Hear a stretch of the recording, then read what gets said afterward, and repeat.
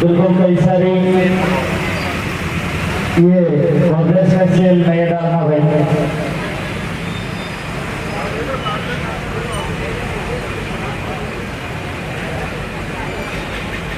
मैं बात कर रहा था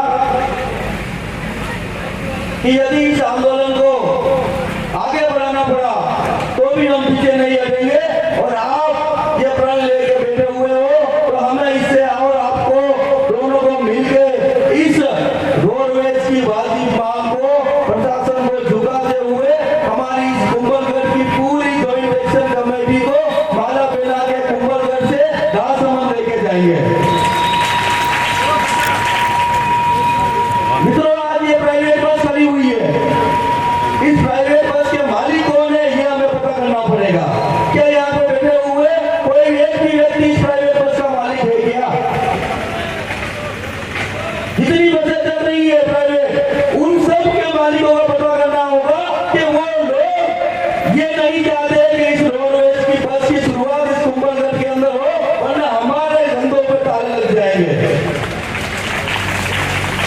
लेकिन हम उनको भी आश्वस्त करते हैं कि रोडवेज को 24 घंटे नहीं चलेगी, डेली हर 5 मिनट के अंदर बस नहीं चलेगी, इसी बसें भी उसी तरह संचालित होती रहेगी। लेकिन हमारे जो मजदूर, किसान और दलित, आदिवासी सारे जो लोग हैं, वो जो आर्थिक रूप से कमजोर है, वो लोग रोडवेज के अंदर जाएंगे तो हो सकता है कि कम समय के अंदर कम किराया देते हुए अपने निश्चित स्थान तक पहुंच पाएंगे। लेकिन इस कुंभलगढ़ की राजनीति रही है, और इसका दुर्भाग्य हम कह सकते हैं कि यदि किसी 5 स्टार होटल अगर बनानी हो तो रातों रात वन विभाग से लेकर जिला कलेक्टर तक परमिशनों का लेके अपनी फाइलें लेके पैसे वालों के सामने खड़े हो जाते हैं और परमिशन देके वहां पर 5 स्टार होटलें बन जाती है। लेकिन इस जनता से जुड़ी हुई मांग के लिए आज हमें आंदोलन करना पड़ रहा है। तो मैं उन जिला प्रशासन और राजनीतिक दलालों को भी चेतावनी देना चाहता हूं कि समय रहते ठीक हो जाओ। ये कुंभलगढ़ की जनता जाग चुकी है, अगर समय रहते तुम ठीक नहीं हुए तो तुम्हें इस कुंभलगढ़ से बाहर खदेड़ने का काम भी हम बहुत जल्दी करने वाले हैं। और विश्वास न हो तो आने वाले इस चुनाव के अंदर, पंचायती राज चुनाव के अंदर आप लोग देख लेना। आज हमारे ट्राइबल बेल्ट जो है डूंगरपुर बांसवाड़ा के अंदर से एक अलग जगह और अलग जगते हुए हमारे भाई राजकुमार रोड और गांधी दादा और अनेक हमारे जो शेर वो जगह वहां पे, तो आज कुंभलगढ़ के साथ साथ में पूरे राजसमंद को एक ऊर्जा का संचार हुआ है कि हमें कोई हमारा हाथ पकड़ के आगे बढ़ाने वाले लोग हमारे साथ में खड़े हो गए हैं। इसी प्रकार दिल्ली के अंदर संसद के अंदर जब संसद चलती है तो संसद के अंदर जब सारे केवल हमारे लोग गुलामी की बातें कर रहे होते हैं, उस वक्त हमारे राष्ट्रीय अध्यक्ष भाई चंद्रशेखर जी आजाद हमारे हक अधिकारों के लिए, दलित, आदिवासी और वंचित लोगों के लिए आवाज उठाते हैं। तो ऐसे नेताओं को हमें भेजने की आवश्यकता है।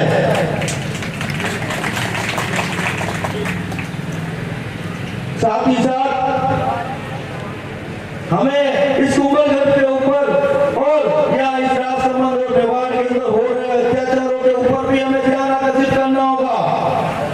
आज मेरे हाथ में एक पर्ची है, पर्ची के अंदर एक समस्या आई है, और समस्या के अंदर ये है कि गजपुर की चौकी पर लोगों के साथ अमानवीय व्यवहार किया जा रहा है, लोगों का सहयोग नहीं किया जा रहा है, उल्टा जो जिसके साथ घटना हो रही है उस घटना के बाद वो एप्लीकेशन प्रार्थना पत्र लेके जा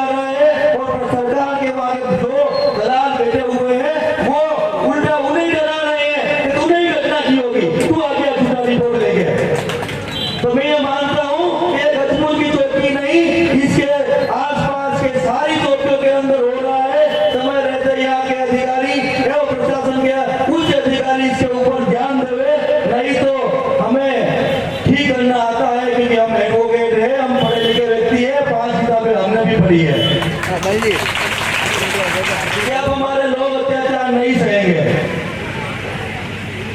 हम कभी किसी अपराधियों का समर्थन नहीं करते। हम किसी भी प्रकार के अपराधी की क्यों हम मानते हैं अपराधी का कोई जात या धर्म नहीं होता है, लेकिन जो अपराधी और पीड़ित है वो अगर मान लो अपनी पीड़ा और घटना अगर मान लो कोई होती है तो वो थाने में नहीं जाएगा तो कहाँ जाएगा? घूमने जाएगा या आपके घर पे आएगा? सरकार और प्रशासन के लोगों आपको सरकार तनख्वाह इसीलिए देती है कि पीड़ितों की सुनो और उन्हें न्याय दिलाओ। लेकिन इन पर्ची के माध्यम से तो मुझे लग रहा है कि कुंभलगढ़ के अंदर न्याय तो छोड़ो, कोई लोग चौकी में जाने से भी डरते होंगे कि किस प्रकार से अगर हम हमारे साथ लोगों के साथ मारपीट हो भी जाती है तो चौकी में जाने से डरते होंगे कि उल्टा हो तो गालियां आपने नहीं दे मना करी। यही बात नहीं रहेगा। तो अब इसको प्रशासन कान खोल के सुन ले। राजसमंद के अंदर भीम आर्मी आजाद समाज पार्टी बड़ी मजबूती के साथ खड़ी हुई है। अगर हमारे लोगों के साथ में हमारी जो घटनाएं हो रही है उसको कान खोल के चुपचाप सुन लेना और प्रथम दृष्टिया से जो रिपोर्ट दर्ज होती है एफआईआर समय रहते एफआईआर दर्ज करें। अगर दर्ज नहीं होती है तो हम उच्च अधिकारियों के लिए हमें अगर मान लो दबाव बनाना पड़ा तो भी हम बनाएंगे। किस प्रकार से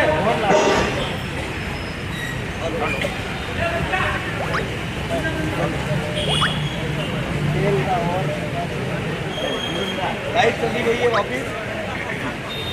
ये तो बहुत संघर्ष करना पड़ी।